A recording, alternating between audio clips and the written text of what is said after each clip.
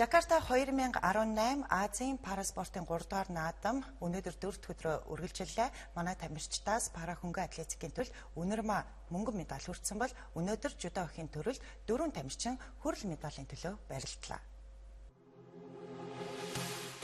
Азийн параспортын 3 дугаар наадмын пара хөнгөн атлетикийн тэмцээний бөөрн зөвтөлхөлтийн F-т ангилалд Монголын пара хөнгөн атлетикийн үндэсний шгшээ охин тамирчин Эрдэнэчимгийн үнэрмаа мөнгөн медаль хүртлээ.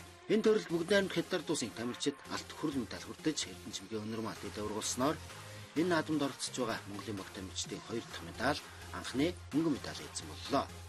Мөн бөөрн зөвтөлхөлтийн F41 ангилалд даваад орчин саруултагс өрсөлдөж 7 дугаараар эзэлжээ.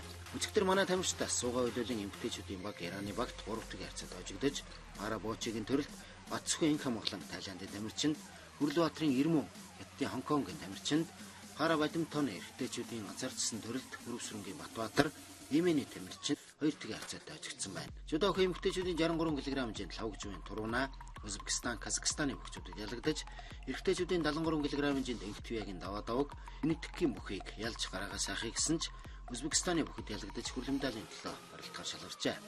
Хүрэл медалийн төлөө барилдаандаа Казахстаны бүхэд хэлэгдсэн байна. Пара байтарооны эрэгтэй эмэгтэйчүүдийн хувийн харванд манай 3 тамирчин өчигдөр цэцэрмэг сорилоо. Эмэгтэйчүүдээс олон улсын хэмжээний мастер буян жаргалын хоёрт нь Иракийн тамирчныг 6 дахь харьцаатай ялж хагас шигшээд бүгд найрамдах Хятад улсын тамирчинтай авчираа тарч харуулж 6 төрлийн харьцаатай ялагдсанаар бүгд найрамдах Солонгос улсын тамирчинтай хүрэл медалийн төлөө харуулахаар шалгарсан байна.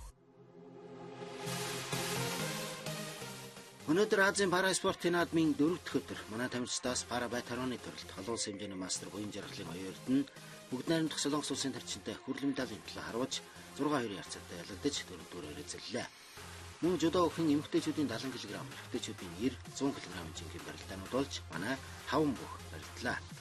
Манай өвчүүдээс эмэгтэйчүүдийн 70 кг хэмжээнд энэ 2014 Азийн параспорт 2 дугаар наадмын авраг олон улсын хэмжээний мастер намагийн алтан цэцэг, эрэгтэйчүүдийн кг хэмжээнд 2014 оны Азийн параспорт 2 дугаар наадмын жүдо охин багийн тэмцээний хүрэл медаль Тэмчиг Дөржин Эрдэнэ 2 нар хүрэл медаль хүртлээ. Олон улсын хэмжээний мастер намагийн алтан цэцэг 1-р тавигт Оцморгыз 2-р тавигтаа бүгд найрамдах Хятад ард улсын бүхэд ялагдаж медалийн барилдаанд Индонезийн бүхийг ялж хүрэл медаль эзэн болсон бол Тэмчиг Дөржин Эрдэнэ 2 1-р тавигт Оцморгыз 2-р тавигтаа Индонезийн бүхийг ялж хагас шигшээ шалгарчээ.